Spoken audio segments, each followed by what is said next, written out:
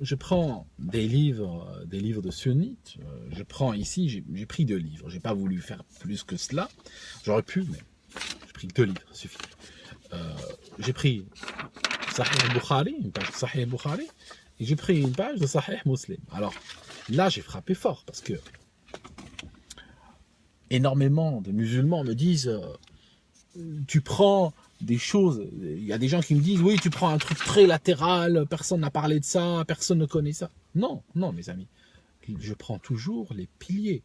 Je n'ai jamais dans mes vidéos pris un livre si ce livre n'était pas considéré de manière quasi unanime par les musulmans sunnites comme un livre pilier, comme un livre phare, comme un livre important.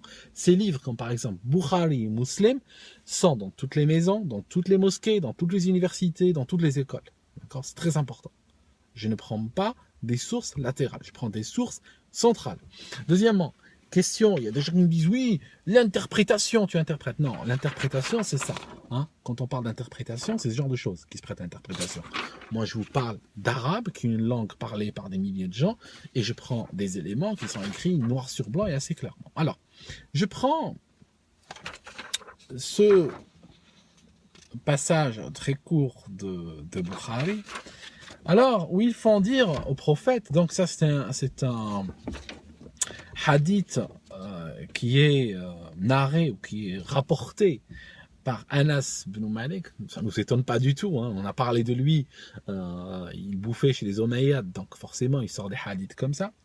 Il dit, le prophète a dit à Abu Dhar, écoute et obéis à ton chef, même si c'est un Éthiopien avec une tête comme un raisin.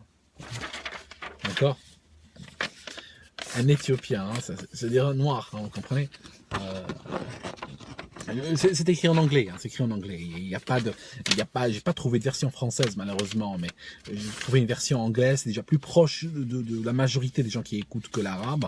Ça vous permet facilement, on va dire, arrêter et lire. C'est pas de l'anglais très compliqué de toute façon. Voilà, j'arrête là. Donc, il dit, ils font dire au prophète, il faudra obéir à ton Seigneur, même si c'est un Éthiopien. Dans certains hadiths, il dit juste Éthiopien ou un noir. Et d'autres, il dit Éthiopien à la tête de raisin. Alors, bon, jusque-là, ça se défend. Dans leur logique, ça pourrait dire, par exemple, écoute, ne juge pas ton... Regardez, je vais je vais essayer de faire l'apologétique. Ça signifie que je vais essayer de défendre ce propos. Hein, mais de mauvaise foi, vraiment, je suis de mauvaise foi là. Il dit qu'il ne faut pas juger la personne qui te dirige ou qui dirige ton pays. Il ne faut pas le juger selon la couleur de sa peau ou le juger selon sa tête. Hein. Je veux dire, il a une tête de raisin. Je veux dire, ça arrive hein, en France. Il y a il n'y a pas d'Éthiopiens au pouvoir, mais il y a des têtes de raisin. Croire que. Et il faudra quand même les respecter pour ce qu'ils sont, etc. D'accord? Ok. Je prends Sahih Muslim. Je prends Sahih Muslim, ok? Et là, il y a un truc absolument terrible. Il y a un truc absolument terrible. Il y a un hadith absolument horrible. Et je peux vous dire, si des gens qui cherchent à se convertir à votre religion tombent sur des hadiths comme ça, ils vont en revenir. Hein. Je vous assure qu'ils vont en revenir. Alors, qu'est-ce qui se passe? Le prophète, donc ils font toujours dire, hein, vous savez, les hadiths c'est ça, hein, ils font dire des trucs au prophète. Ils disent que il y a des gens, donc le prophète donne une prophétie à quelqu'un, il lui dit parmi les gens qui viendront vous commander dans le futur, il y aura des personnes, je suis en train de traduire, hein, c'est écrit en anglais, en arabe, je suis en train de lire la partie anglaise et traduire pendant le temps que je vous parle. Il dit, parmi ces personnes qui viendront vous diriger, il y aura des hommes qui ont des cœurs de diable ou des cœurs de Satan, d'accord, ou des fonds diaboliques ou des fonds sataniques. Hein, quand on parle du cœur, on parle du fond, hein, d'accord. Donc on parle d'un corps humain, ok, ici, avec un fond satanique, un fond de diable. C'est écrit en anglais, c'est écrit en arabe. Je vous le montre, c'est souligné en vert. Hein, vous pouvez arrêter là, ok. Vous voyez. Devil, c'est quoi en anglais? C'est le diable. Et écrit en arabe aussi, c'est écrit, hein, je vais vous le montrer, c'est écrit, c'est souligné en vert, hein, le vert n'apparaît peut-être pas de manière très évidente dans la vidéo, d'accord? Mais, et il dit que ce sont des gens qui sont des diables, ok? Des sataniques. Et le gars, il répond, d'accord? Je fais quoi si je les vois? Si moi, c'est donc ce gars qui a posé la question au prophète, lui dit, si je vois ces gens qui sont des sataniques, qui ont des satans à l'intérieur sous forme humaine, qu'est-ce que je fais? Regardez ce que lui dit le prophète. Il lui dit, tu vas écouter et obéir, même s'ils brisent ton dos et qu'ils prennent ton argent, tu écoutes et tu obéis. Je vous montre la partie arabe où il dit tu écoutes et tu obéis, hein, d'accord? Comme ça, il n'y a pas de... Comme ça, je vous facilite les recherches, d'accord? Vous pouvez, je vous montre hein, dans la page d'avant, hein, les dernières lignes en anglais, hein, où il dit qu'il faut obéir, d'accord? Même s'ils brisent ton dos, qu'ils prennent ton argent, tu obéis au satanique. Alors, vous comprenez que c'est quelque chose de très spécial. C'est pratiquement, le sunnisme est pratiquement la seule religion, et je vous assure que j'ai étudié les autres aussi, qui va dire à ses adeptes de suivre même un satanique. D'accord? Et dans le sunnisme, on appelle les chiites, on les appelle souvent des rafidi. Enfin, les chiites s'appellent eux-mêmes des rafidi eux aussi. Et ils se font appeler des rafidi. Rafidi, ça veut dire quoi? Rafidi, ça veut dire opposant. C'est celui qui s'oppose. Mais toute opposition est opposition à quelque chose. Alors, il s'oppose à quoi?